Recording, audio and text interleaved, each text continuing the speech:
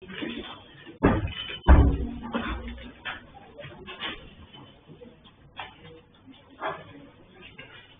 आप लोगों ने जो क्वेश्चन बने होंगे उसमें कोई डाउट भले वो फिर आप लोग डीपीपी का ही होना सब्जेक्टिव का हो तो पहले वो पूछा जिनके स्पेसिफिकली कम आता है ऐसे वापस पेपर भी लिखो उसके बाद भी कोई डाउट नहीं है कि कल वापस टेस्ट है आप लोग जैसा ना कि कल भी वापस सेम रिजल्ट लिखे का हो गया ठीक है। इसमें ऑब्जेक्टिव में जो क्वेश्चन आप लोगों ने लगाए होंगे उसमें डाउट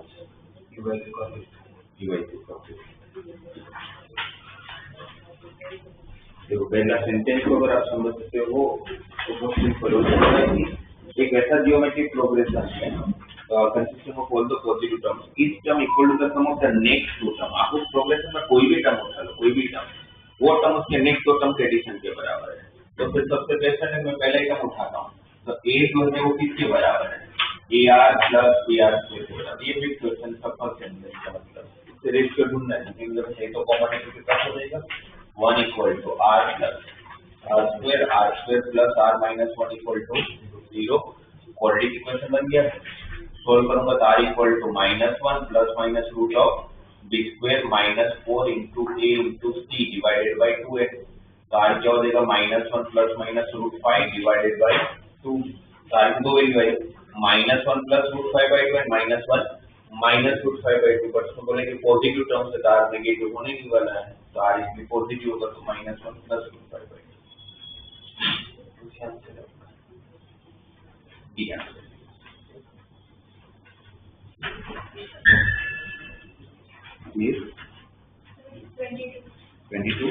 22 के पहले किसी का कोई डाउट है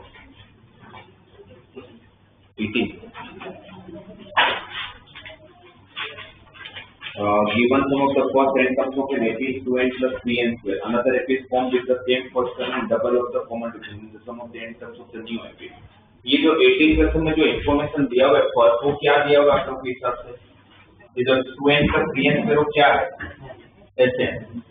अब मेरे पास अगर कभी भी Sn हो और मुझे Tn चाहिए उस सीक्वेंस का अगर मुझे n टर्म चाहिए तो जहां से हमने पढ़ना चालू किया सीक्वेंस में सबसे पहला कंसेप्ट ये पढ़े थे हम लोग Sn हो तो Tn कैसे निकलता है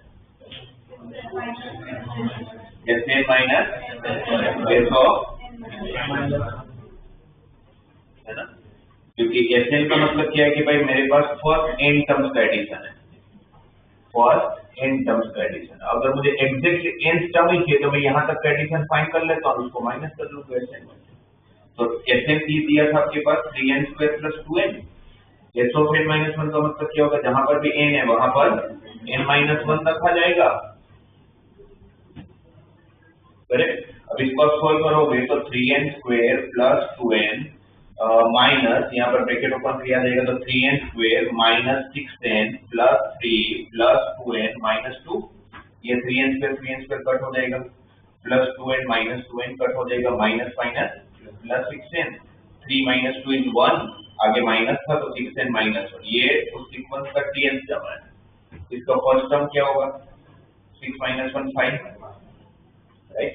अब बोला कि एक नया एपी बनाना है एक नया एपी बनाना है विथ सेम फर्स्ट टर्म पर डिफरेंस डबल। इसका फर्स्ट टर्म अगर 5 है इसका सेकंड टर्म क्या होगा 6 12 माइनस 1 11 इसका थर्ड टर्म क्या होगा 6 18 माइनस 1 17 तब तक तो 6 का डिफरेंस है। तो अब जो आपको नया एपी बनाना है उसका डिफरेंस कितना 12 है ना इसका 6 से उसका डबल करता है तो इसमें 12 ऐड करूंगा तो 17 12 ऐड करूंगा तो 29 ऐसा एपी बनता है और बोलते हैं कि इसका n टर्म्स का एडिशन फाइंड करके देना है। तो फिर Sn की formula n/2 2a plus n minus 1 into d तो n/2 ब्रैकेट ओपन किया जाएगा तो 12n 10 माइनस 12 तो माइनस 2 कॉमन निकल के कैंसिल हो जाएगा n into 6n minus 1 bracket open करो तो 6n स्क्वायर माइनस n बी answer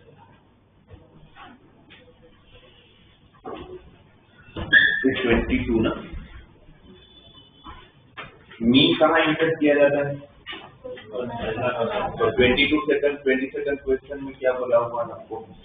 If n is the arithmetic mean of two distinct numbers l and n, l और n के बीच में कितने मीन इंसर्ट किए जा रहे हैं? कितने? m, है ना? ये फर्स्ट, ये सेकंड, ये थर्ड, ऐसे कितने? m, है ना? फर्स्ट और लास्ट के बीच में 23 सेकंड, तो उसको हम लोग क्या बोलते हैं? मीन बोलते हैं। उसके बाद बोले कि n g1 g2 g3 और g4 geometric between l and n, उसी फर्स्ट l और n के बीच में आप कितने जियोमेट्रिक मीन इंसर्ट करो? 3, g1 g2 g3। तो आपको बोला g1 raise to 4 plus twice of g2 raise to 4 plus g3 raise to 4 की वैल्यू निकालो। ऐसे क्वेश्चन हमने डीपीपी में किया था, बस उसमें दो टर्म थे, इसमें 3 दे रखे हैं। आप क्या करोगे भाई? यहाँ पर टोटल कितने टर्म थे? यहाँ की बात करें 5, फिफ्थ टर्म की फॉर्मूला, जीपी के फिफ्थ टर्म की formula a into r is to 4। आपका फिफ्थ टर्म कौन? n। तो what is r is to 4? n by n। What is r? n by n is to 1 by 4। then what is g1? l into r, l into r। r कौन है? n by n raised to power, यहाँ पर l का power कितना? ये 1/4 cut होगा तो l का पावर कितना बचेगा? 3/4। 1 में से 1/4 देगा तो क्या आएगा? 3/4। फिर ये तो g2 है, g2 को क्या लिखोगे आप? l into r square। Square किया तो 1/4 का 2/4 होगा ना, तो 2/4 मतलब कितना? 1/2। तो l का पावर 1, l का पावर 1/2, क्या बचेगा? l का पावर 1/2, n का भी पावर 1/2। फिर आए g3 पे, g3 मतलब कितना? ar cube l into n by l का पावर 3/4। l का पावर 1, l का पावर 3/4 कट होगा तो l का पावर 1/4 into n का पावर। g1 g2 g3 मिल गया। ढूंढना क्या था? g1 raised to 4 plus twice of g2 raised to 4 plus g3 raised to 4। g1 raised to 4 इसका power 4, l cube n, power 4 होगा तो 4 4 कर। g2 raised to 4 l square n square, g3 raised to 4 l n cube. ठीक है, क्या common है सब में से? l n। तो क्या रहेगा अंदर? l square plus 2ln plus n square। मतलब देखा जाए तो ये l plus n का होल स्क्वायर हो गया। लास्ट में l और n के टर्म्स में ये मिला आप लोगों को। और वापस अब उनको जो आंसर चाहिए उसमें भी एलिमेंट चाहिए, पर इस फॉर्म में आंसर नहीं दिया हुआ है। नहीं इसलिए दिया हुआ है तो इसको तो हमने अभी तक यूज ही नहीं किया, अब इसको भी यूज करते हैं। आपके आंसर में m भी लाना पड़ेगा। ये पूरी सीरीज में टोटल कितने टर्म? इस पूरी सीरीज में टोटल कितने टर्म? m+2, बीच में m टर्म से और बाकी एक l और एक n। वो m+2 टर्म होगा, जो सबसे लास्ट टर्म होगा, उसकी वैल्यू कितनी है? n। m+2 टर्म की फॉर्मूला AP का a plus m+2 minus 1 into t is equal to n।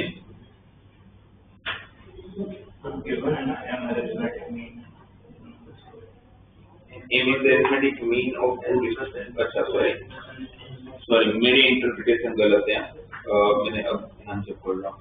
m is the arithmetic mean of two distinct real numbers l and n। l और n के बीच में m arithmetic mean insert नहीं किया हुआ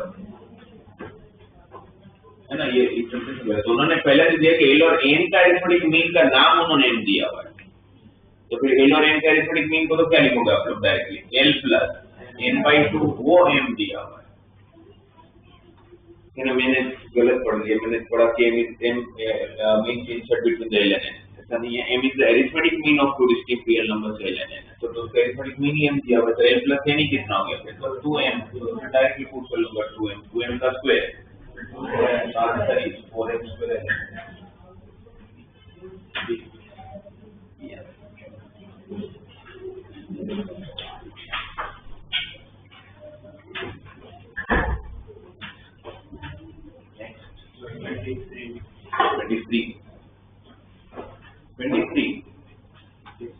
अब निकालो DPP3 DD3 का question number 11 same question text का क्वेश्चन मतलब न्यू टेक्स्ट को तो नहीं पर ओल्ड में था।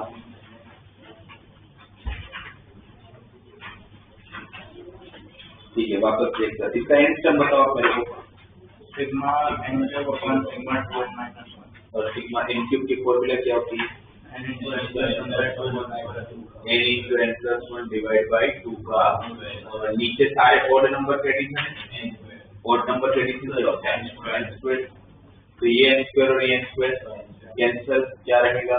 1/4 n plus 1 का होल स्क्वायर 2 का स्क्वायर 4 और आपको एसएन चाहिए तो एसएन क्या होता है? सिग्मा dn इसमें सिग्मा लगाऊंगा तो sigma n square plus 2 sigma n plus sigma 1 sigma n square sigma n 1 सबकी फॉर्मूला है n into n plus 1 into 2n plus 1 by 6 n into n plus 1 by 2 और sigma 1 की जगह पर है और फिर जो आपका आंसर है वो n के फॉर्म में आएगा। फिर उस n की जगह पर आपको क्या रखना पड़ेगा? 29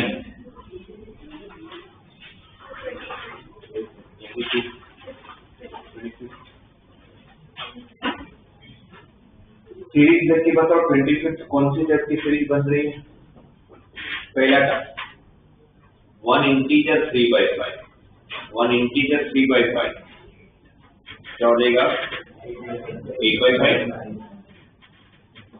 तो फर्स्ट टर्म 8/5 या तो ऐसे बोल सकता हूँ पहला टर्म 1 प्लस 3/5 ठीक है 8/5 कर लेते हैं 8/5 का स्क्वायर फिर 5 to the 10 plus 2 12/5 12/5 का स्क्वायर फिर 16/5 का स्क्वायर 16/5 का स्क्वायर फिर 4 स्क्वायर मतलब बेसिकली 20/5 का स्क्वायर क्योंकि पैटर्न के हिसाब से 8 4 का डिफरेंस चल रहा है और नीचे 5 चल रहा है हमारे 4 मतलब 20/5 हो गया। उसके बाद 24/5 और ऐसे कितने टर्म्स का एडिशन दे रखा है आप लोगों को? फर्स्ट 10 टर्म्स का एडिशन कितना दिया हुआ है? 16/5 और 10 टर्म्स का एडिशन है सब में से क्या कॉमन? 1/5 मतलब 1/25 और क्या कॉमन दिख रहा है आप लोगों को? और 4 का स्क्वायर बाहर आया तो 16 तो क्या बचा अंदर? 4 जब कॉमन लिया तो 2 square 3 square 4 square 5 square 6 square और कितने टर्म्स ऐसे? 10 ये तो सिग्मा n स्क्वायर होगी 1 स्क्वायर से लेके n स्क्वायर तक का फॉर्मूला है आपके पास क्या होता है?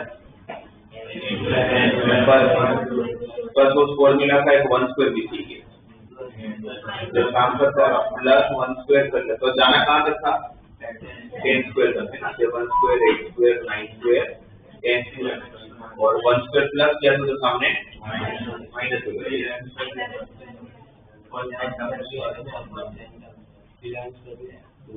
फर्स्ट 10 टर्म्स ना 2 से सॉरी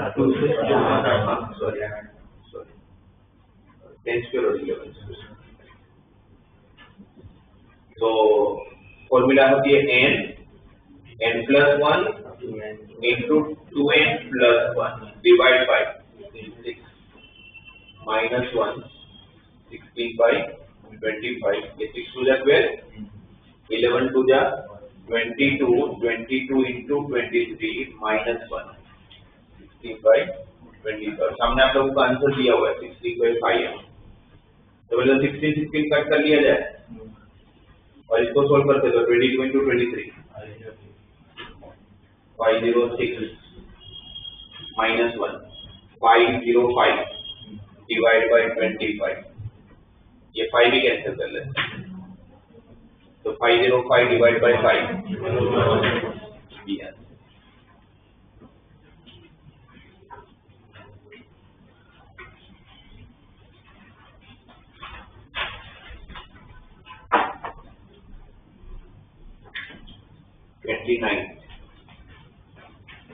तो 29 में क्या है अपने पास A1 A2 A3 up to the A49 B ने P A1 से लेके A49 मतलब पहले 49 टर्म्स किसमें AP में सबसे A of 4K plus 1 equal to 416 फिर K equal to 0 to 12 A9 plus A43 equal to 66 information बहुत सारी दे रखी है, उसको सोल्व करने की ट्राई करते हैं इनको।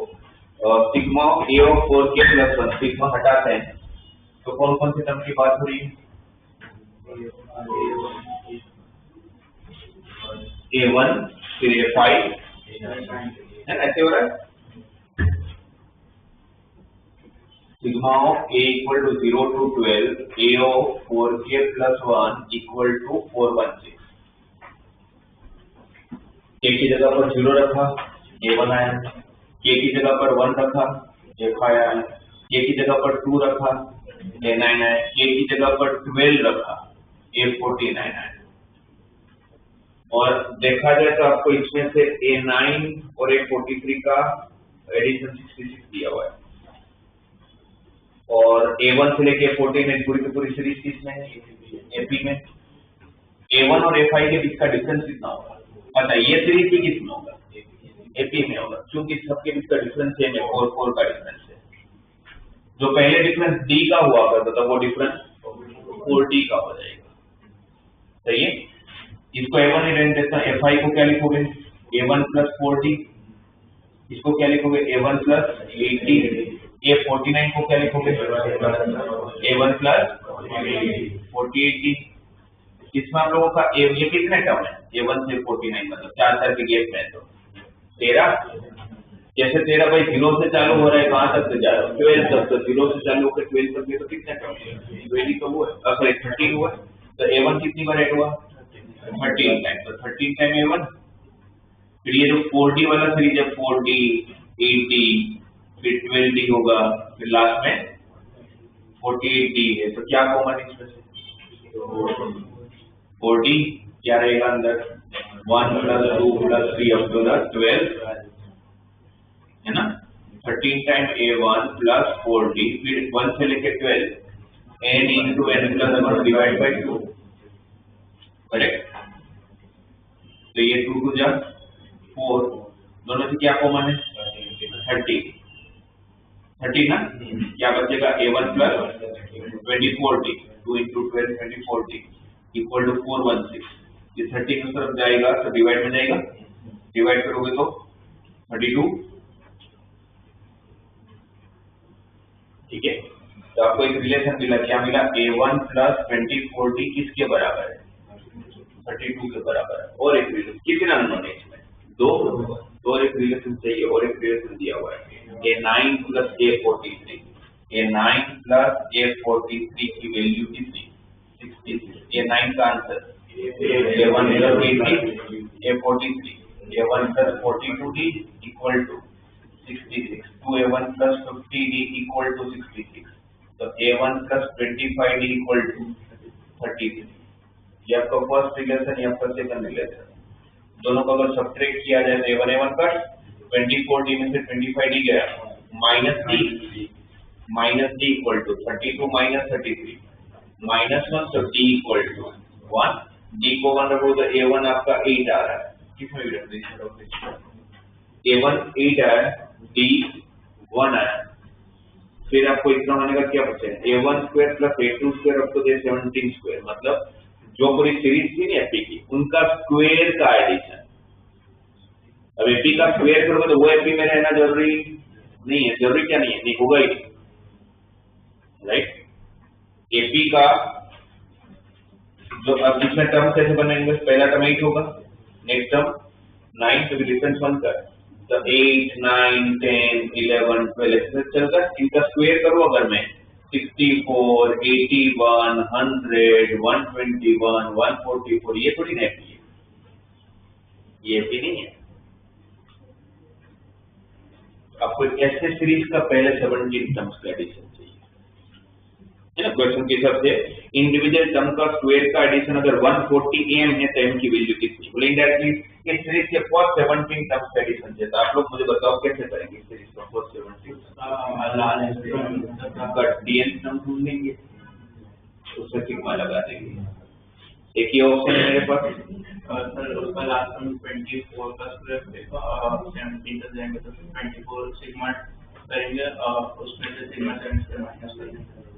अब ये जो आया आप लोगों का है ना। अब ये जो सीरीज करें नॉर्मली हम क्या करते हैं, क्वेश्चन में कि जब सीरीज एफपी या जीपी में नहीं हो तो तुम क्या करते हैं, टीएन टर्म ढूंढकर उसमें सिग्मा लगा लेते हैं, सही है ना, यही करते हैं। अब वो एक मेथड है, बट इस केस में और इजी क्या हो जाएगा कि जैसे ये सारे के सारे आप देखो तो 8 square 9 square 10 square 11 square 12 square हो रहा है। ये सीरीज आपको जाना कहां तक है, अच्छा जाना कहीं तक भी हो, बट इस सीरीज के एडिशन की ऑलरेडी मेरे पास फॉर्मूला होती है सिग्मा एन स्क्वायर, बट इसमें कितने टर्म मिलेंगे, 7 टर्म। तो मैं काम करता हूँ ना 1 स्क्वायर से लेके 7 स्क्वायर तक ऐड कर लेता हूँ, और मुझे कितने टर्म का एडिशन करना था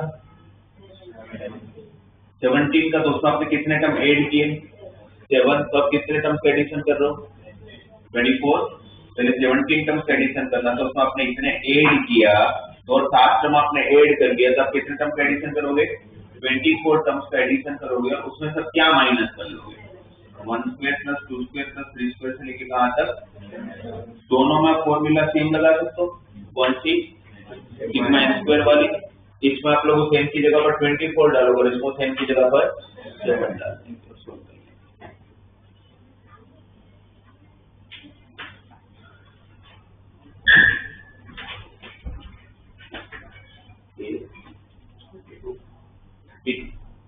तो मैंने मना किया, मैं थोड़ा कम आप लोगों को मना के पता नहीं, तो थोड़ा क्वेश्चन बोलता हूँ मत करिएगा, 32 मत करिएगा, क्योंकि सर्कल जब तक नहीं है ये नहीं कर पाओगे आप। 32 मत करना, 49 मत करना,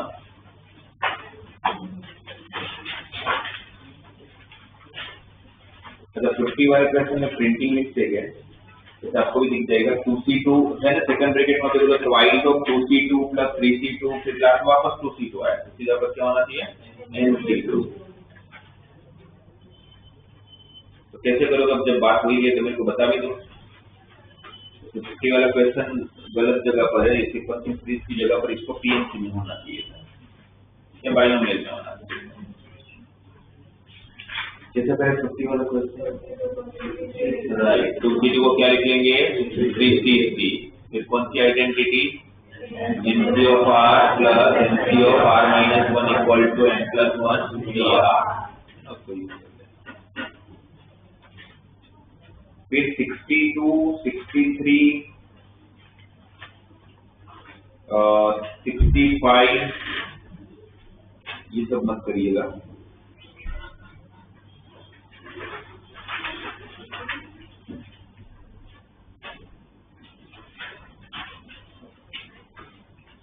फिर 87 जो क्वेश्चन है 87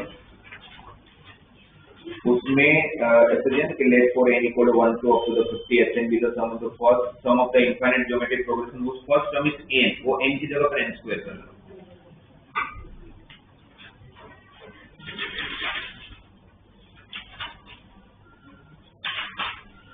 इसमें तो मेरे को यहाँ लिखा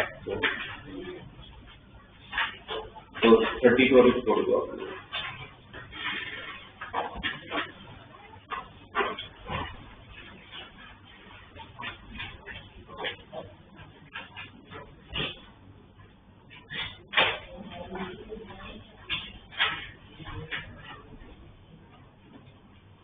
तक और कोई डाउट नहीं,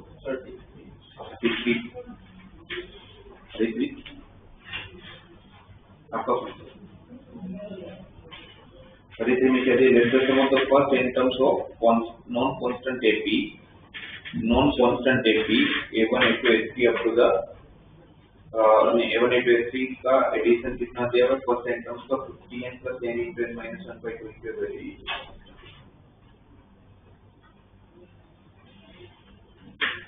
आपको क्वेश्चंस में क्या इन्फॉर्मेशन है, अभी पूरी सीरीज किसमें है एपी में,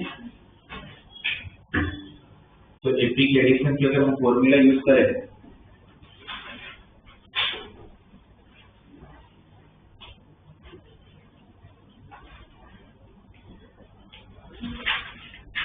A1 plus A2 plus A3 up to the n है ना, A1 से लेके n का एडिशन, A1 से लेके an का एडिशन, फॉर्मूला बताओ क्या होगा n/2 2a, a मतलब आपका first term A1 plus n minus 1 into T, और ये कितना दिया हुआ हम लोगों को,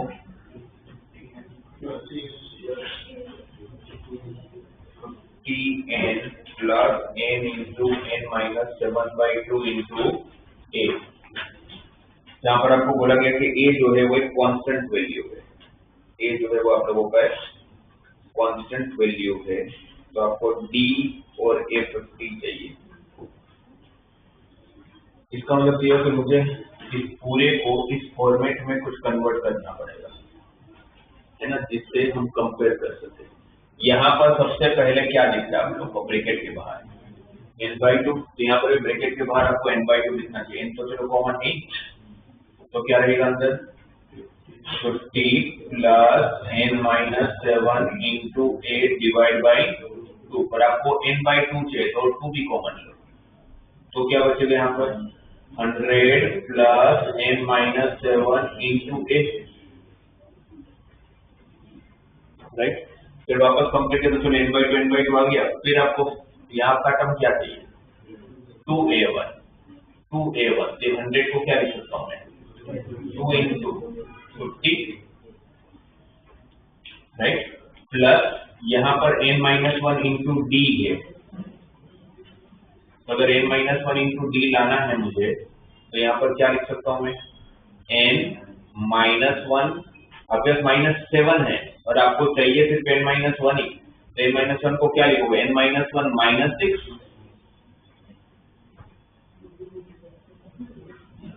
लिखना पड़ेगा, राइट। वापस ब्रैकेट ओपन करें, ये 2 into 50 plus n minus 1 into a minus 6 है, n minus 1 into a minus 6 है।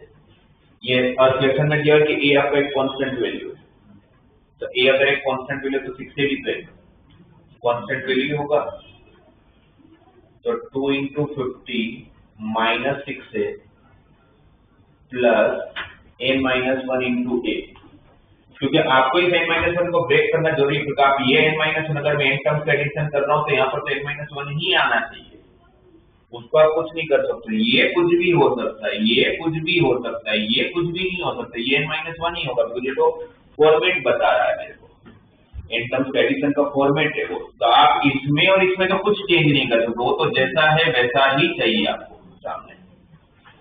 मैं तो पहले उसको ही बनाने की ट्राई किया, वैसा बन गया मेरे पास, तो अब इसको अगर डायरेक्टली कंपेयर करूंगा तो मुझे डायरेक्टली समझ में आ रहा है डी कौन है आपका, ए है, डिफरेंस कितना है आपका ए, आपका फर्स्ट टर्म क्या है 2a1, पहले देखिए और क्या कॉमन है, तो वापस कॉमन लूंगा तो अंदर क्या बचेगा 50 माइनस 3 है। अब 2a1 के साथ कंपेयर करता हूं तो a1 कितना है मेरा 50 माइनस 3 है, ये मेरा फर्स्ट टर्म है, ये मेरा डिफरेंस है। आपको ढूंढना क्या है क्वेश्चन में d और a50, d कौन आ गया a50 मतलब कितना a1 प्लस 49d, a1 है आपका 50 माइनस 3 है, d है आपका a, तो 50 प्लस 49 है माइनस 3 है 46 है, तो 50 प्लस 46 से होगा आप लोगों का 50 और d आंसर। इसे से कंपेयर करना और कुछ भी नहीं करना, कुछ कौन सा बोल देते हैं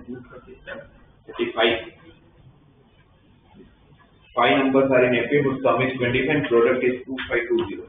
आपको अगर 5 टर्म अज्यूम करने जिसका एडिशन दे रखा हो तो आपको कौन से 5 टर्म लेना, a minus 2d, a minus d, a plus d, है ना, सब डिस्कस किए हम लोग।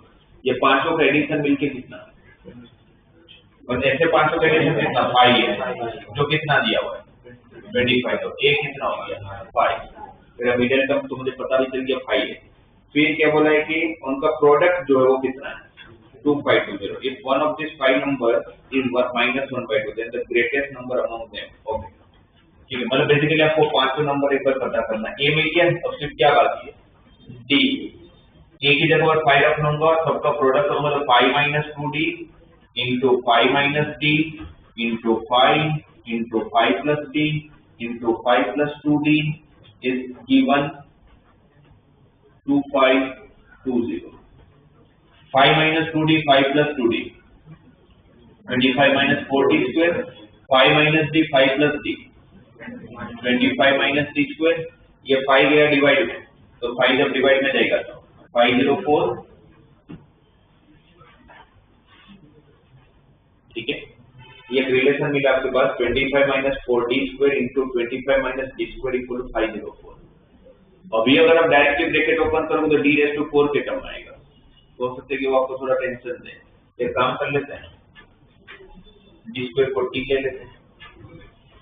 d square को अगर t ले लूंगा तो क्या हो जाएगा, ये 25 minus 40 into 25 minus t, bracket open करोगे तो 625, 25 into 25 625, minus 25d minus 100t, तो minus 125t plus 4t square minus 40 into minus t कितना हो जाएगा, plus 40 square equal to 504। तो क्या होगा, 40 square minus 125t और 625 में से 504 जाएगा तो 121 ना।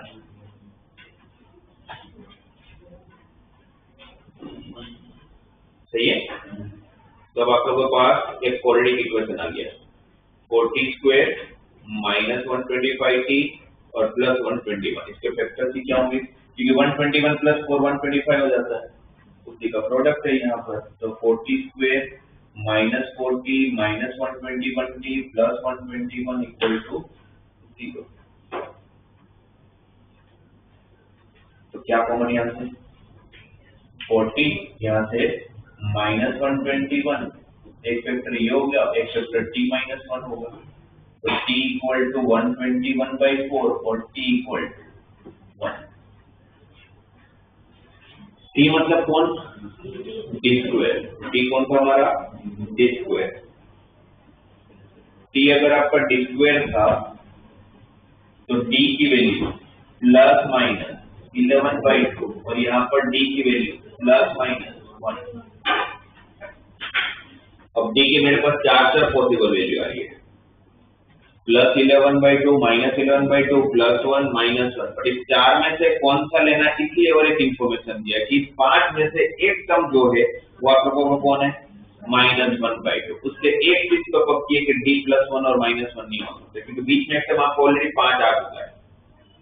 अब इसमें अगर मैं d ऐड करूं और वो d मेरा +1 हो या -1 हो, तो आपका एक टर्म 1/2 कैसे आ सकता है, वो नहीं आ सकता। तो ये कंफर्म है कि d आपका +1 भी नहीं होगा, -1 भी नहीं होगा, या तो प्लस 11/2 होगा या तो -11/2 होगा। तो अगर आप प्लस 11/2 लेके चले तो आपका 5 minus 2d 2 into 11/2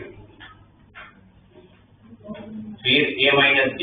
वैसे आप देखोगे तो प्लस 11/2 और माइनस 11/2 प्लस 11/2d और माइनस 11/2d एक ही बात है। क्यों, क्योंकि आप अगर यहाँ से देखोगे तो उल्टा देखोगे तो आपका डिफरेंस बदल जाएगा, नेगेटिव का डिफरेंस आ जाएगा। तो आप 11/2 लोगे तो भी वही सीरीज मिलेगी, माइनस 11/2 लोगे तो भी वही सीरीज मिलेगी, बस एक बार उल्टा दिखेगा वो सीरीज, है ना। तो 5 minus 2 into 11/2। तो आपको पूछा क्या है क्वेश्चन में, सबसे बड़ा टर्म कौन सा है। ऑब्वियसली जब मैं 11/2 ले रहा हूँ तो सबसे बड़ा टर्म कौन होने वाला है, a plus 2d। तो डायरेक्टली a plus 2d ढूंढ लेता हूँ ना, तो ये 2d, तो 2 और 2 कैंसिल, तो सबसे बड़ा टर्म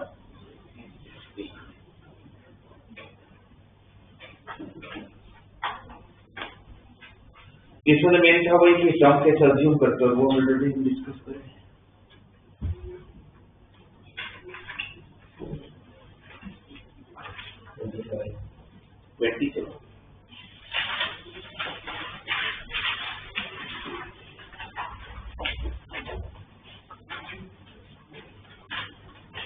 ट्वेंटी-7 में आप लोगों को a plus d plus c क्या दिया हुआ है, 3। a plus d plus c 3 दिया हुआ है और एक क्वाड्रेटिक इक्वेशन भी दिया हुआ है, f of x equal to ax square plus bx plus c। इसमें अगर आप x की जगह पर अगर 1 रख लो तो क्या मिलेगा आपको, और वो 1 रखने का रीजन ही था कि मुझे a प्लस बी प्लस सी मिले। क्यों? तो वो दिया हुआ है क्वेश्चन में a प्लस बी प्लस सी किसके बराबर है? 3। तो मुझे f1 मिल गया। अच्छा, ढूंढना क्या था? मैंने f1 ढूंढा क्यों, वो पहले देख लेते हैं। आपको क्वेश्चन में पता क्या करना है? You have to find the value of sigma of n equal to 1 to 10 f of n। Sigma is what? It's a summation. Summation of how many terms? 10 terms. It starts from f of 1 till f of 10. f of 1 plus f of 2 plus f of 3 up to the f of 10. आपको ये सारी value चाहिए होगी ना? ये at least pattern समझ आ जाए। f of 1 मुझे पता चल गया 3 है। f of 2, f of 3 सब निकालने के लिए और एक रिलेशन दिया हुआ है। f of x plus y इसके इक्वल है f of x plus f of y plus x y. तो मुझे बताओ, अगर आपको f of 2 ढूंढना होगा तो आप x और y को क्या रखोगे? 1 और 1। अगर 1 और 1 रखा तो f of 2 मिलेगा f of 1 plus f of 1 plus 1 into 1 f of 1 is 3, f of 2 is 3, so f of 1 is 3, again f of 1 is 3 और 1 into 1 is 1, तो कितना आ गया? 7। f of 2 7 आ गया। f of 3 ढूंढना होगा तो क्या करोगे? x को 2 और y को 1, तो f of 3 हो जाएगा। तो f of 2 की वैल्यू 7, f of 1 की वैल्यू 3, 2 into 1 2, तो कितना आ गया? 12। ये जो सीरीज दिख रही है वो कैसी सीरीज दिख रही है आप लोग?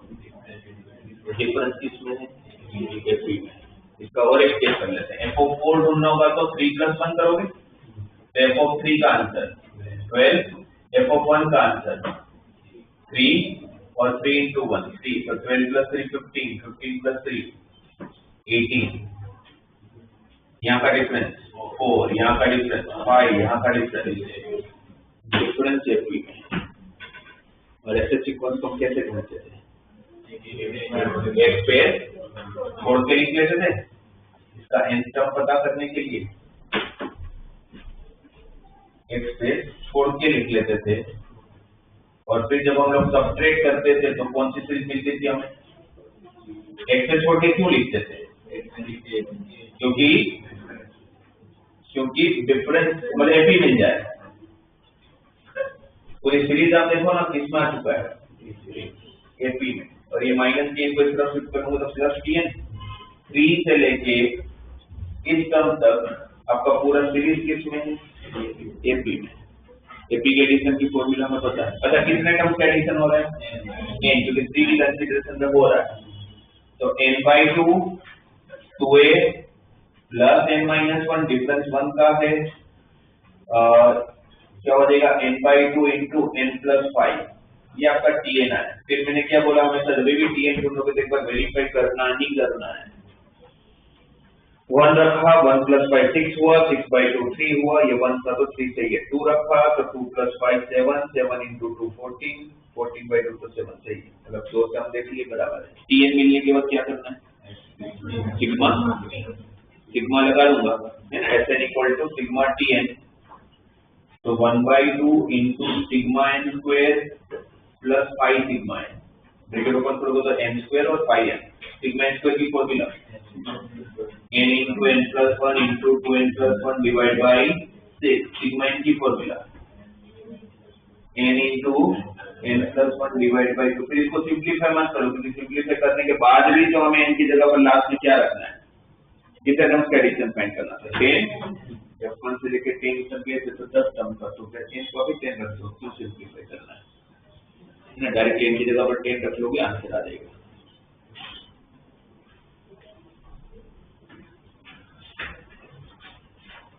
आप लोग को फिर जो भी बताते हैं क्वेश्चन देखिए। क्वेश्चन नंबर 41 कैसे करोगे आप लोग बताओ, मुझे कैसे करेंगे आपके सामने देखो।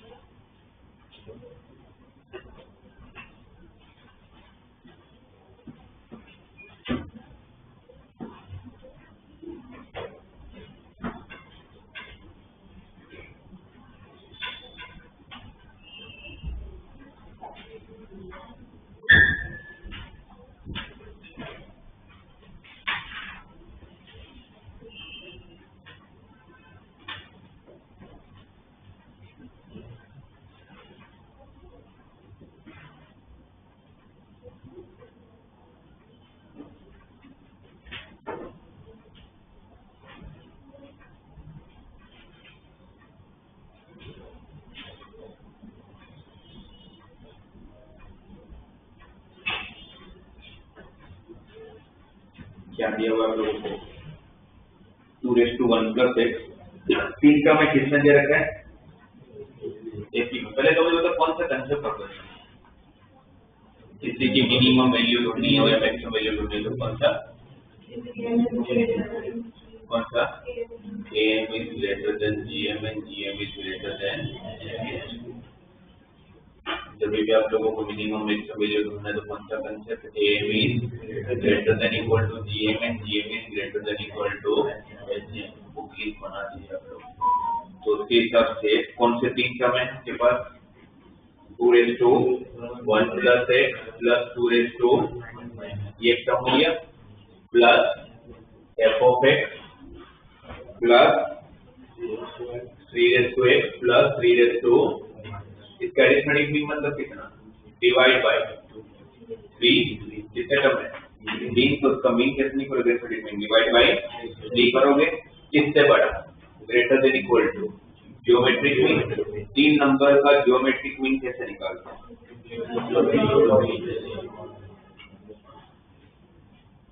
ग्रेटर देन इक्वल टू तीनों का product raise to power 1/3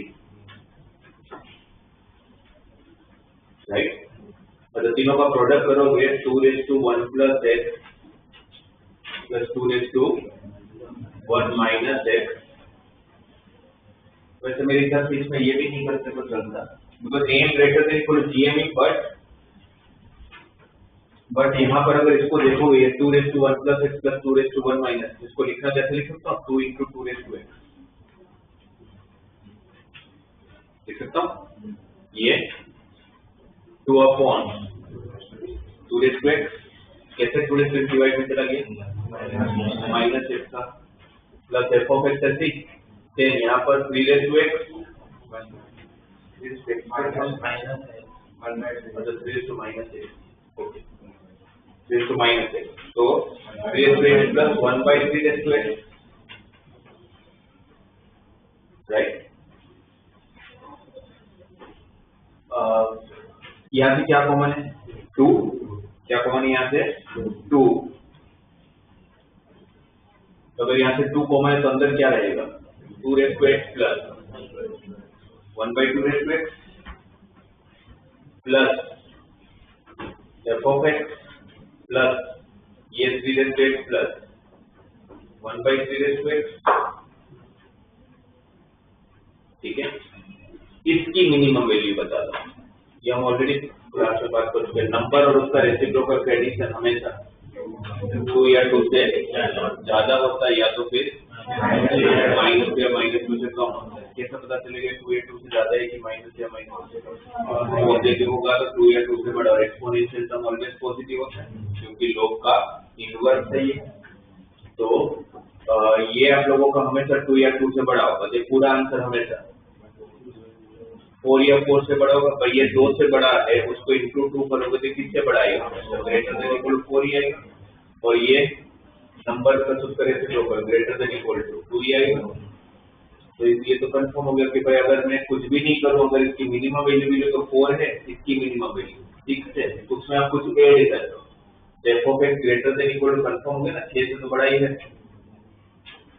f of x confirm है कि ग्रेटर देन इक्वल टू 6 तो भी है क्योंकि यहीं पर 6 तो बच जा रहा है आपका राइट। तो आप लोगों को पूछा था भाई इसकी मिनिमम वैल्यू कितनी होगी। अब यहाँ तक समझ आया आप लोगों को ओके। अब देखो ये दोनों चीजें हमें पता चल गया कि ग्रेटर देन इक्वल टू 6 तो होने ही वाला है। अब उन्होंने क्या पूछा था कि then the minimum value of f of x क्या होगा f of x की मिनिमम वैल्यू कितनी होने वाली है राइट। यहाँ तक समझ आया सबको। ये कंसेप्ट कौन सा था नंबर और उसका रेसिप्रोकल का एडिशन हमेशा किससे बड़ा होता है और ये भी कैसे पता चला हमें AM is greater than equal to DM उसी से मिला था ना कोई भी नंबर x हो उसका रेसिप्रोकल 1/x हो divide by 2 greater than equal to root of x into 1/2 तो x कर गया था 2 सामने चला गया इसलिए हम बोलते थे नंबर और उसका रेसिप्रोकल हमेशा 2 या 2 से बड़ा ही होगा ठीक है। यहाँ तक हमें पता चल गया कि भाई इसका आंसर ये पूरे में ये 2 या 2 से बड़ा होगा ये 2 या 2 से बड़ा होगा और आपको पहुंचना है इसकी मिनिमम वैल्यू पे f of x की मिनिमम वैल्यू। तो तो एफ ऑफ एक्स की मिनिमम वैल्यू कितनी होगी? अब यहाँ तक आपको पहुंचा दिया बताओ। 6 से तो बड़ा है ये, तो कंफर्म आप लोग का। अब क्या करें आगे? ये आपका 2 से बड़ा मिल गया, ये 2 से बड़ा मिल गया, और आपको एफ ऑफ एक्स की वैल्यू चाहिए। सर इन दोनों का अरिथमेटिक का मिनिमम निकालिए। इन दोनों का अरिथमेटिक मिनिमम, इन दोनों का मतलब ये पूरे का नहीं, फर्स्ट तो लास्ट का सर आपको एफ ऑफ एक्स का अरिथमेटिक मीन चाहिए। तो सर फर्स्ट एंड लास्ट का arithmetic mean F of x होगा, क्योंकि तीनों एक में। तीनों किस में है? एपी में। तीनों अगर एपी में, तो एफ ऑफ एक्स क्या होगा? उनका मीन है, मिडल टर्म है। तो अगर एफ ऑफ एक्स अगर उसका मीन है, तो ये वाला टर्म ऐसे बोल सकता हूँ मैं, मिडल टर्म का double equal to first term plus last term. First कौन? ये लास्ट कौन? ये, जिसकी मिनिमम वैल्यू कितनी आ गई है? 6। तो 2 एफ ऑफ एक्स कंफर्म है ना, ग्रेटर देन इक्वल टू 6 तो है। F of x greater than equal to, तो एफ ऑफ एक्स की मिनिमम वैल्यू बताने की तो क्या हो जाएगा? पर चलो एक तो ये पता ही था नंबर और उसका रेसिप्रोकल। नॉर्मली भी कभी भी आप लोगों को ऐसा किसी का मैक्सिमम मिनिमम वैल्यू फाइंड करना हो, ग्रेटेस्ट लिस्ट फाइंड करना हो, तो आपको एम ग्रेटर देन जीएम पे फोकस करना चाहिए।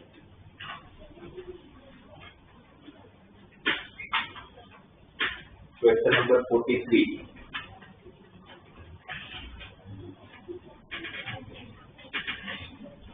क्या करते थे ऐसे क्वेश्चन में? तो पार्शियल फ्रैक्शन करने से पहले, पार्शियल फ्रैक्शन तो करेंगे पर उसके पहले टीएन सम ढूंढते थे। क्या होगा इसका टीएन सम? 2n + 1 का -1 मतलब -1 का भी तो देगा। उसका टीएन सम देखोगे तो क्या मिल रहा है? 1/2n + 1 का स्क्वायर -1। 1 को 1 का स्क्वायर लिख सकता हूँ। अच्छा 2n + 1 कैसे पता चल रहा है? सारे ऑड नंबर दे रखे हैं 3, 5, 7, तो कोई ऑड नंबर को किसे 3 से लेते हैं? 2n - 1 या तो 2n ये 3 से चालू होता है, 2n का 1 से चालू होता तो 2n - और हमें ढूंढना क्या है? ऐसे कितने टर्म का एडिशन चाहिए? 100 201 तक जाना तो 100 रखना पड़ेगा। कितने टर्म का एडिशन चाहिए? ऐसे क्वेश्चन में जब भी डिनोमिनेटर में आपके फैक्टर्स आते हैं तो हम पार्शियल फ्रैक्शन करते हैं, बट पार्शियल फ्रैक्शन करने के लिए भी तो दो फैक्टर चाहिए, एक टर्म का थोड़ी ना पार्शियल फ्रैक्शन होता है। तो यहाँ पर कौन सी identity? a square minus b square. What is a square minus b square? a minus b और a plus b plus 2n + 1 + 1 is 2n + 2। क्या कॉमन यहाँ से? 2 और यहाँ का भी 2, तो 1/4 क्या रहा अंदर? 1/n इंटू, बताओ मुझे पार्शियल फ्रैक्शन कैसे करते थे? दो फैक्टर आएंगे, दोनों को अलग अलग लिख लेते थे, फिर डिसाइड करते थे बीच में प्लस या कैसे डिसाइड करते थे? वेरिएबल का होना चाहिए तो बीच में, फिर ऊपर एलसीएम लेके देखते थे कोई कांस्टेंट एक्स्ट्रा आ रहा है कि यहाँ पर एलसीएम में तो 1 ही बचेगा, 1 ही चाहिए, तो कुछ बाहर डिवाइड करने की जरूरत।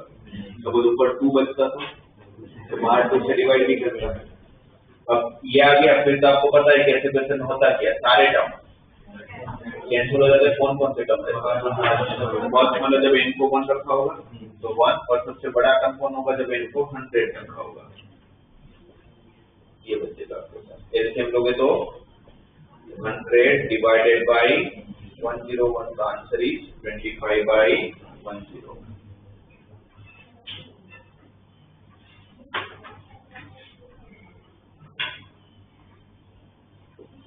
सर 44 क्वेश्चन हमने किया था, है ना?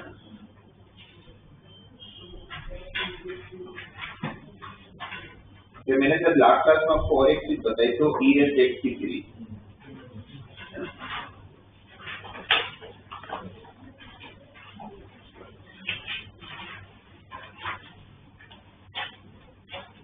Question number 54।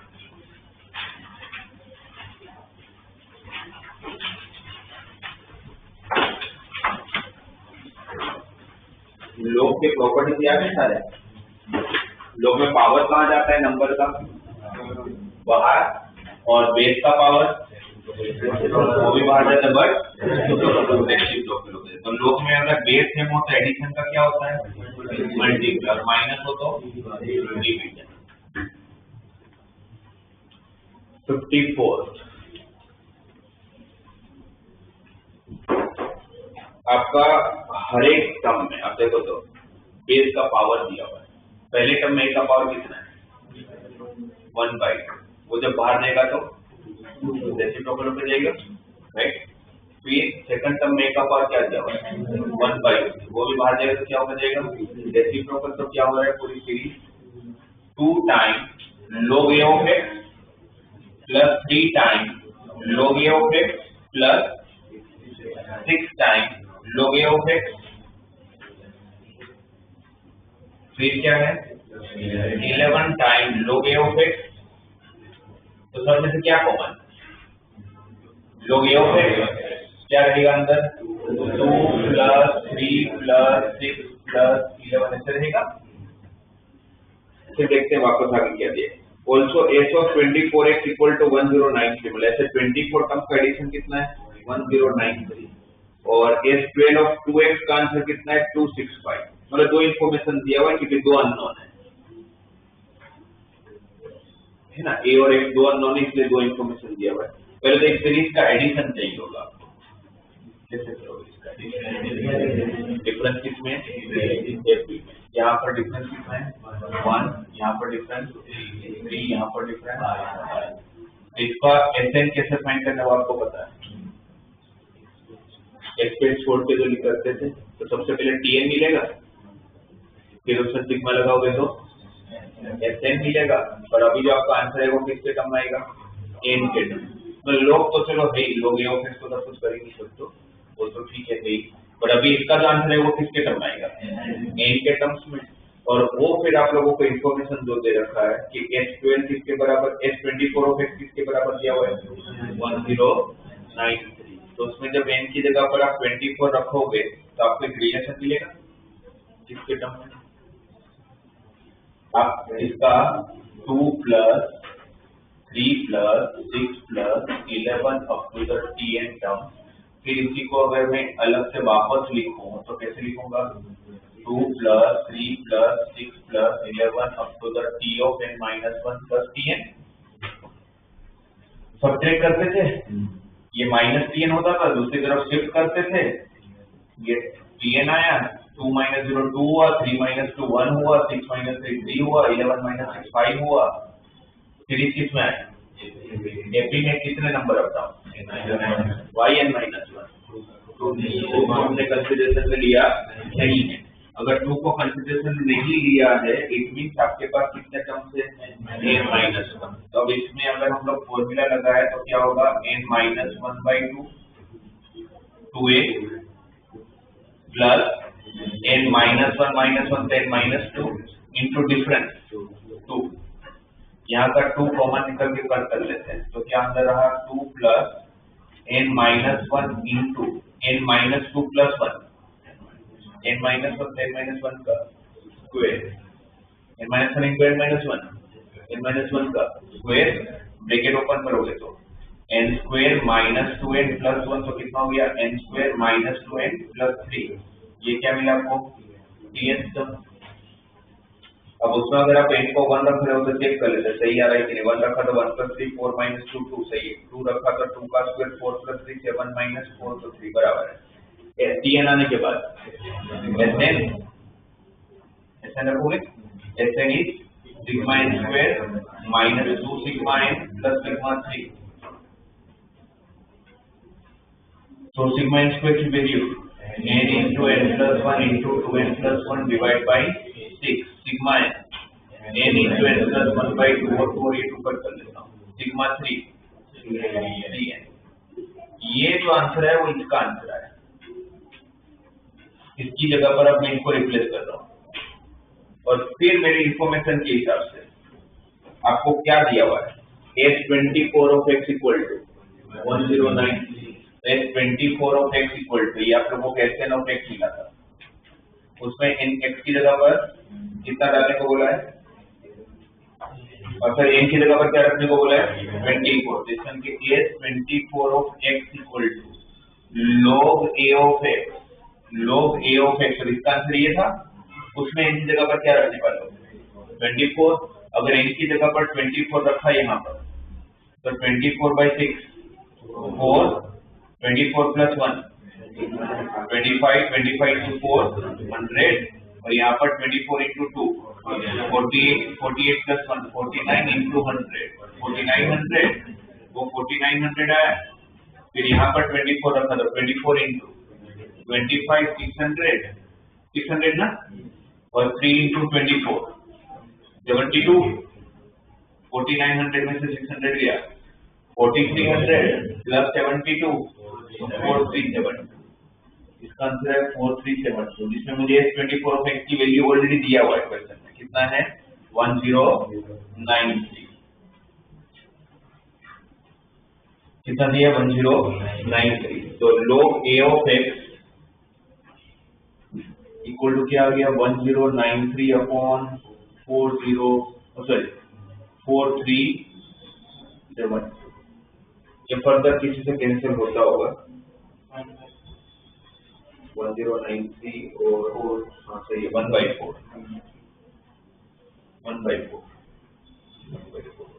तो log a ऑफ x किसके इक्वल आ गया 1/4, राइट। फिर ये एक इन्फॉर्मेशन आ गई, फिर एक दूसरा इन्फॉर्मेशन भी दिया है s12 of 2x। s12 of 2x का मतलब क्या हुआ, ये आपका रिलेशन था, उसमें x की जगह पर क्या रखना है 12 और x की जगह पर क्या रखना है 2x।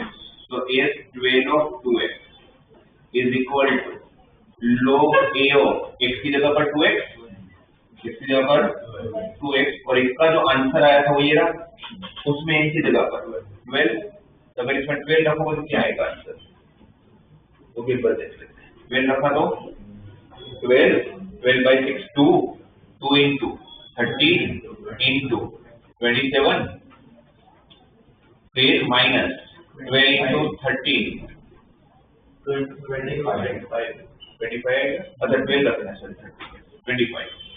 तो फिर 50 और 13 650 है ना। फिर यहाँ पर 12 into 13 156 प्लस 12 into 3 36। तो 686 में से 156 गया है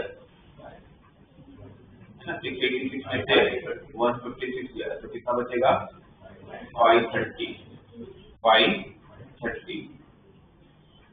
इसका आंसर है 530। और s12 of 2x का आंसर कितना दे दिया उन्होंने 265 टू जब 530 होता है तो क्या मिला 1/2 equal to log a of 2x। दो रिलेशन आ गए। पहला रिलेशन क्या था log a ऑफ x किसके इक्वल है 1/4। दूसरा रिलेशन क्या है log a ऑफ 2x किसके बराबर है 1/2। वापस वही प्रॉपर्टी आनी चाहिए आपको log की।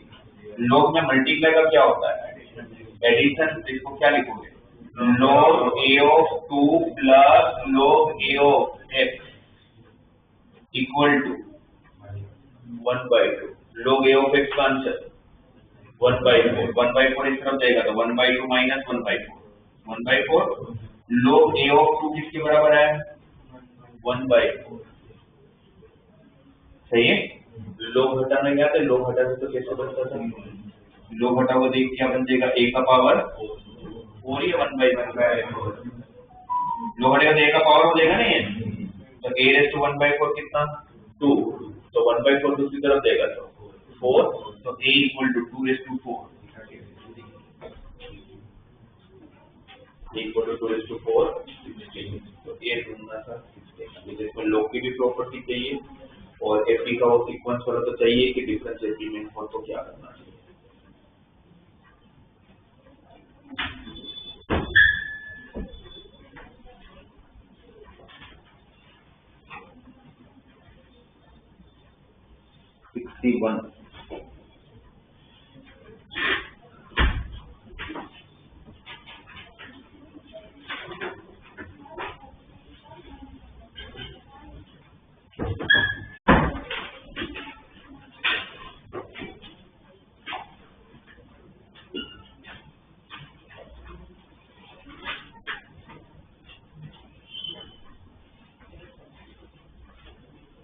वापस किसी की मिनिमम वैल्यू की बात हो रही है, कौन सा कंसेप्ट,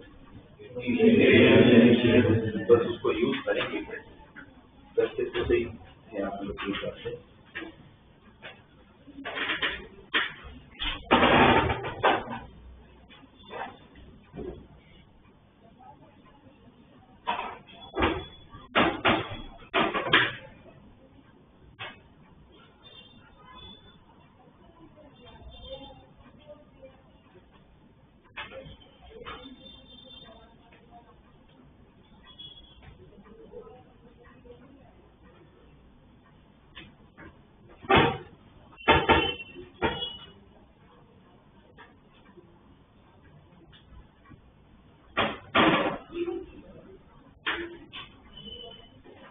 कैसे करें, तो minimum value 5² 2 plus alpha by x plus two 5 कितना दिया हुआ है 14, किसकी वैल्यू ढूंढनी है आपको, किसको हटाना पड़ेगा, एक्स को, बस पूरा क्वेश्चन उसी से कि अल्फा एक्स को हटाएंगे कैसे। अब देखो कैसे सोचते हैं ऐसे क्वेश्चन को, क्या सोचना है, अगर यही दो टर्म जो दे रखे अगर वही दो टर्म लेके चले तो दो टर्म का मीन मतलब क्या है, मतलब मीन कैसे निकालते दो टर्म का, दोनों का एडिशन डिवाइड बाय 2, फिर दोनों का जियोमेट्रिक मीन होगा तो square root of 5² 2 into alpha by x to 5, और मुझे वैल्यू किसकी ढूंढनी है, किसको कैंसिल करवाना है, हो रहा है कैंसिल नहीं हो रहा है, क्यों नहीं हो रहा है, तो यहाँ पर x का पावर स्क्वायर और यहाँ पर x का पावर 5 है, इसलिए अभी तो कैंसिल नहीं करूँ, मुझे इसको स्प्लिट करना पड़ता होगा।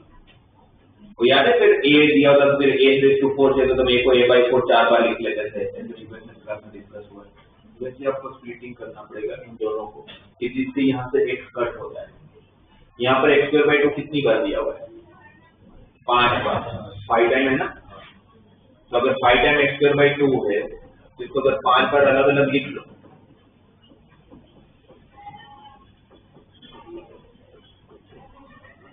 तो अब ये कितने टर्म हो गए देखा जाए तो, अब दो टर्म नहीं, अब कितने टर्म है 6 टर्म, अब कितने टर्म है 6 टर्म, तो डिवाइड बाई 6, तो सामने फिर जियोमेट्रिक मीन में क्या होगा रेज़ टू पावर, फिर ये सबका प्रोडक्ट, इन सबका प्रोडक्ट करूँ तो ऊपर x² कितनी बार मल्टीप्लाई हो रहा है 5 बार, 6 x² कितनी बार मल्टीप्लाई होगा, x का पावर कितना आएगा 10, और इंटू में ये तो भी देख पर x टू 5 बच जाएगा, जैसे ऊपर अगर x टू 10 आ रहा है तो नीचे भी x टू पावर, तभी तो कैंसिल होगा। अभी क्या हो रहा है ऊपर x टू 10 है बट नीचे x टू 5 है, तो x टू 10 कैसे बनाऊंगा, ये जो अल्फा बाई x टू 5 है उसको दो बार ब्रेक कर लेता हूँ, अल्फा बाई x टू 5 को alpha by 2x to 5 plus alpha by half में डिवाइड कर सकता हूँ ना, अब कितने टर्म 7, तो यहाँ पर भी 1/6 की जगह पर 1/7, ये सातों का प्रोडक्ट होगा, तो x² कितनी बार, x² कितनी बार 5 बार, x का पावर 10 डिवाइड बाई 2 का पावर 5, अल्फा 2 बार तो alpha square divide by 4x to power 10 है ना, दिस इज 4x टू 10, जो आपको नहीं थे दो कर लिया, इस पूरे का आंसर दिया हुआ है कितना है, उसका addition minimum value of f of x is 14, अच्छा इसकी मिनिमम वैल्यू 14 दे रखा है, इसकी मिनिमम वैल्यू 14 दिया हुआ, अब ये पूरे को ऐसे लिख सकता हूँ ना, इसी को तो ब्रेक किया था 5² 2 plus alpha by x to 5, उसी को ब्रेक किया था, ये 7 को क्रॉस मल्टीप्लाई कर लूंगा तो ग्रेटर देन इक्वल टू 7, यहाँ पर क्या बच गया 1/4, मतलब कितना 2 का स्क्वायर और 2 का पावर 5, 2 रेज़ टू 7, पूरे का पावर कितना, ये 7 और ये 7 cancel, greater than equal to 7/2 alpha square, alpha raise to 2/7 ना, ये जो आंसर है वो इसका कौन सा वैल्यू है इसको रीड करते हो आप तो क्या रीड करते हो? तो 5x² plus alpha by x raise to 5 greater than equal to 7/2 into alpha raise to 2/7। तो इसकी मिनिमम वैल्यू हुई ना, जो कितना दिया हुआ है? 14। कितना दिया हुआ है? 14। ये 7 टू 14, 2 क्रॉस मल्टीप्लाई हुआ तो alpha raise to 2/7 equal to 4। 2 into 2 4, power दूसरी तरफ जाएगा तो क्या हो जाता है? रेसिप्रोकल का 2/7 का क्या हो गया? 1/2 4 को क्या लिख सकता हूँ? 2 का स्क्वायर, ये 2 और ये 2 कट, तो 2⁻7 अल्फा की वैल्यू 128।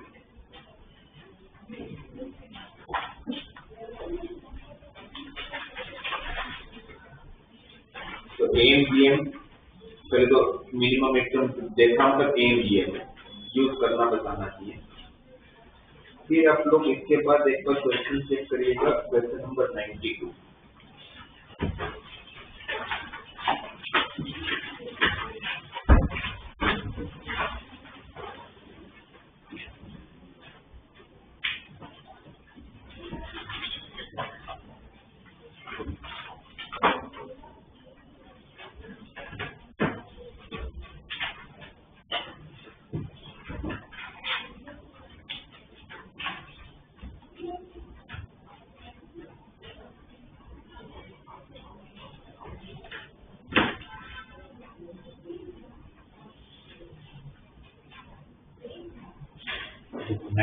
में आपको बता कि 2 सिग्मा है। एक सिग्मा तो चलो हम सोल्व करना आते ही है, तो 2 सिग्मा है। 2 सिग्मा को कैसे यूज किया जाता है, मतलब उसको कैसे इंटरप्रेट करोगे, उसको कैसे सोल्व करोगे? कुछ नहीं होता, जैसे एक सिग्मा सोल्व करता है वैसे 2 सिग्मा होता है। वो दिखने में ऐसा लगता है कि कैसे करते हो।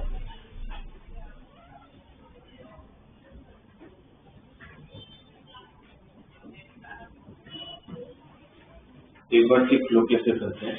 आपके 2 सिग्मा है, अंदर वाला जो सिग्मा है उसका वेरिएबल कौन है? जे, और बाहर वाला जो सिग्मा उसका वेरिएबल कौन है? आई, राइट। तो आप अंदर वाले सिग्मा से सोल्व करना चालू करो।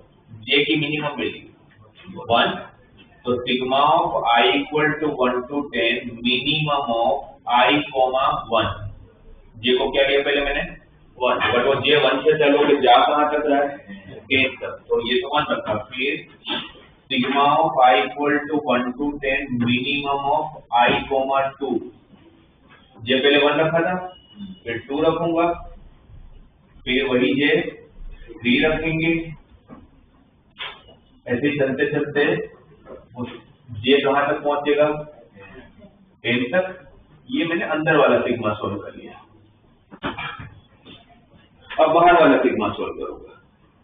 ये समझ आएगा यहाँ तक। अंदर का सिग्मा जे 1 से चालू हुआ था और 10 तक गया, तो 1 से चलो 1 2 3 और हो जाते हैं, और बाहर एक सिग्मा है ऑलरेडी। अब वो बाहर वाला सिग्मा चालू, बाहर वाला सिग्मा रखूंगा। इसमें टोटल आपको क्या लग रहा है, कितने टर्म्स होंगे? इसमें कितने टर्म्स?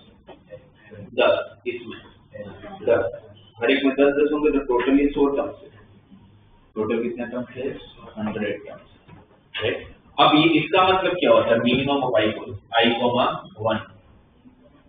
इन दोनों में से जो मिनिमम होगा वो आपका आंसर। अब आई की वैल्यू में 1 रखूंगा, तो 1,1 में मिनिमम कौन? 1 ही होगा, दोनों सेम ही है। फिर आप 1 की जगह पर रखोगे 2, तो 2,1 में मिनिमम कौन? 1। फिर आप आई की जगह पर फिर रखोगे 3,1 पे मिनिमम कौन? 1। तो हर बार मिनिमम कौन आने वाला है? 1 ही आएगा। तो 1 कितनी बार होगा? 10 बार।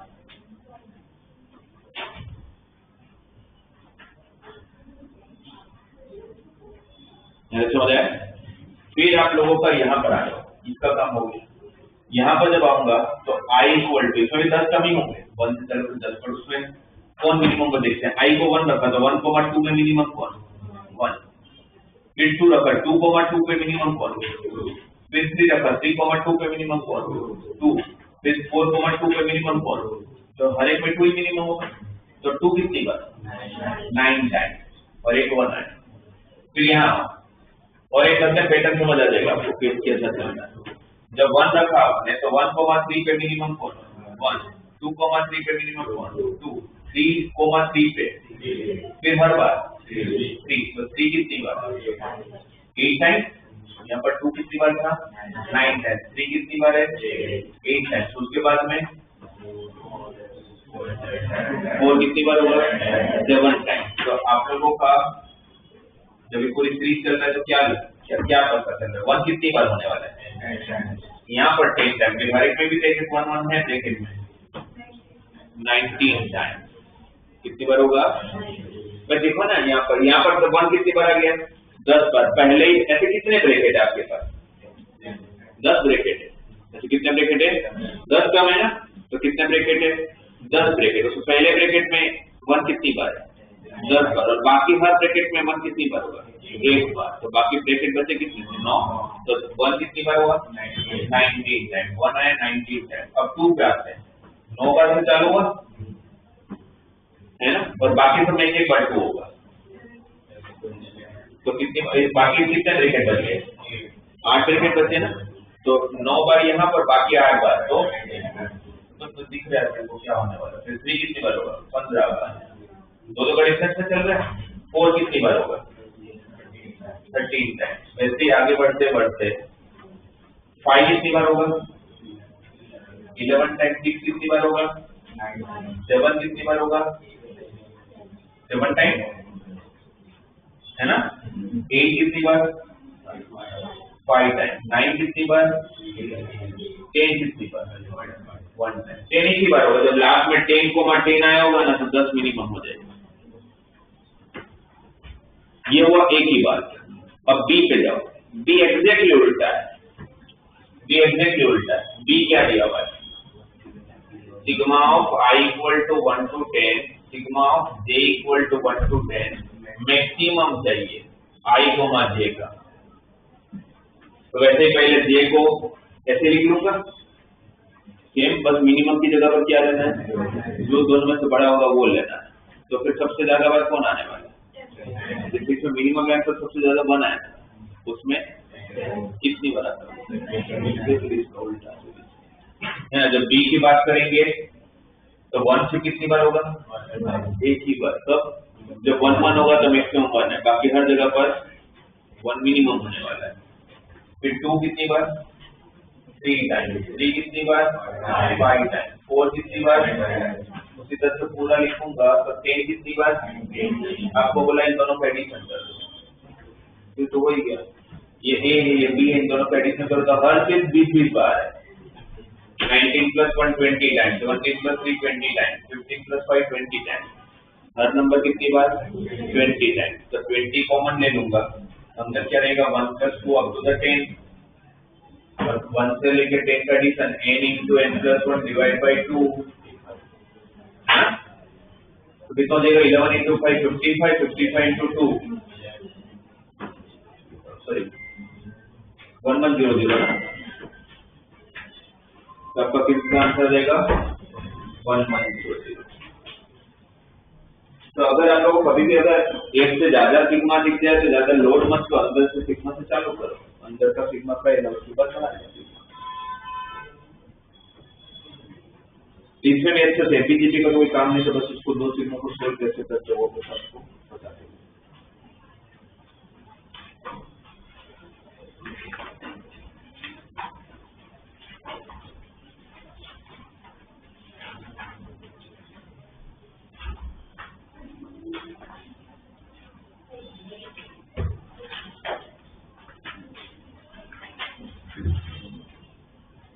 लोगों 50% से ज्यादा क्वेश्चन तो स्पेशल सीक्वेंसेस के मिलने वाले हैं, है ना, वही जो आप लोग के 4-5 मेथड थे उसमें से कोई ना कोई लगेगा,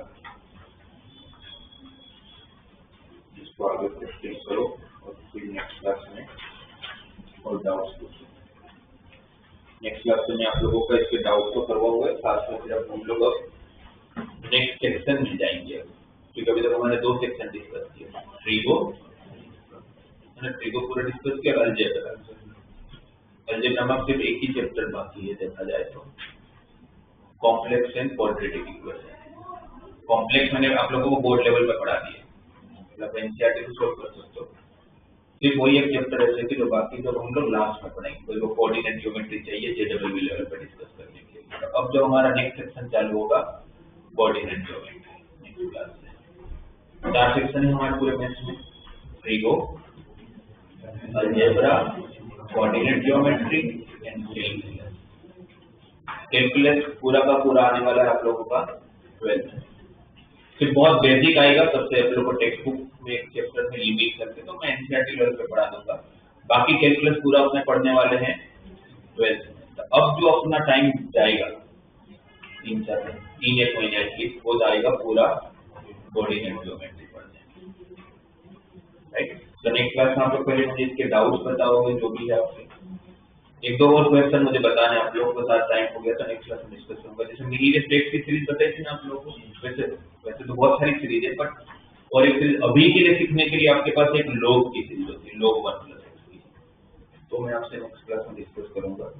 और कल जिन बच्चों के भी लास्ट टेस्ट 25 मार्क्स से कम है, ज्यादा की कैसे 25 मार्क्स के ऊपर कितने 25 या 25 के ऊपर, बस उनको कल की टेस्ट नहीं देनी है, बाकी सबको देनी है, right. Same chapter only NCERT. Last में भी सिर्फ एनसीईआरटी पूछा था except binomial theorem. Binomial theorem आपको रिपीट करनी पड़ेगी, कुछ एनसीईआरटी में कुछ ही नहीं पूछने लायक, राइट। और कल की टेस्ट में सबके 80% से ज्यादा होने चाहिए। कल आप लोगों के सबके स्कूल में छुट्टी भी होगी, तो स्कूल नहीं जाके आप लोग छुट्टी नहीं है ना, मुझे लगा कल की नहीं है। तो कल मोस्टली मुझे लग रहा है कि इस तरह से जो मेरी बात हो रही थी सर से, कल आप लोगों का केमिस्ट्री का क्लास ऑनलाइन होने वाला है। आगे मैसेज ओके, तो आप लोगों का मोस्टली मॉर्निंग में हो जाएगा सर का क्लास।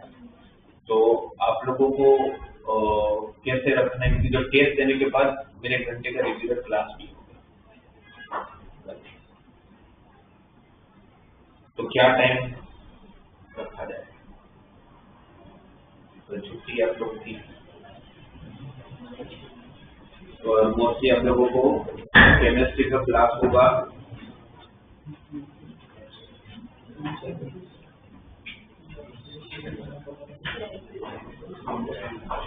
बस मैं एक स्लॉट नहीं रख सकती, उस टाइम पर मेरे ऑलरेडी क्लास होंगे 3:30 to 5 वाला।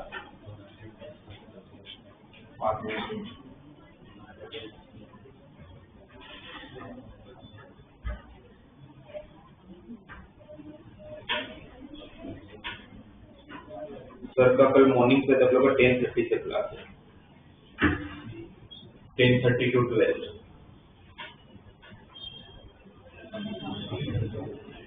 तो या तो फिर हम लोग 5 बजे रख सकते हैं, तो क्या रखें 5 बजे भी मुझे चलेगा, मुझे आप लोगों का 3:30 के पहले भी चलेगा। 3:30 के पहले रख ले, ठीक है। तो फिर 3:30 से पहले तो जिनको टेस्ट देना है वो लोग 1:30 आएंगे, जिनको टेस्ट देना है वो लोग 1:30 आएंगे, राइट। और जिनका टेस्ट नहीं है, टेस्ट जिनको सिर्फ 4 का नहीं है, वो लोग डायरेक्टली 2:30 आओगे, ठीक है। समझ आ गया सबको, क्लियर है। कल जिनका टेस्ट 4 बच्चों को छोड़ के वो लोग 1:30 आएंगे, 1 घंटे की टेस्ट होगी, उसके बाद मेरा क्लास होगा, राइट। और बाकी जिनका टेस्ट नहीं होगा डायरेक्टली 2:30 होगी, क्लियर। और कल किसी का क्लास मिस ना हो, ध्यान रखने 12th में कोऑर्डिनेट चालू करने वाला। जब फर्स्ट क्लास मिस हो गया तो दिक्कत है।